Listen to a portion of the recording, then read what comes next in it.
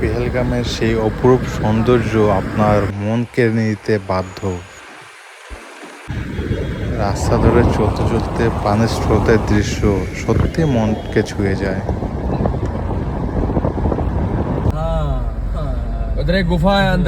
আর যেতে যেতে আমাদের ড্রাইভার বলে দিল যে এখানে নাকি যেন ছবি শুট হয়েছিল।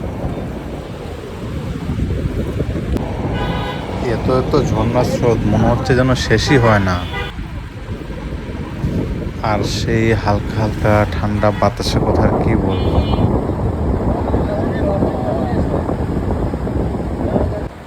ওই যে দেখা যাচ্ছে একটা ঘোড়া, মনে হচ্ছে প্রকৃতিকে অনুভব করতেছে।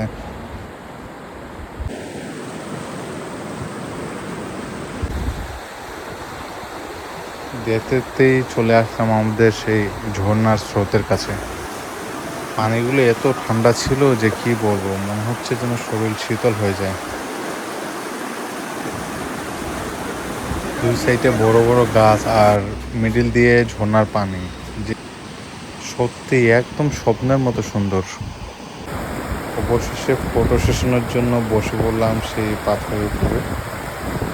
আর এরপর পরেই আমরা আমাদের অন্য ট্রেকিংয়ের উদ্দেশ্যে বের হয়েছিলাম।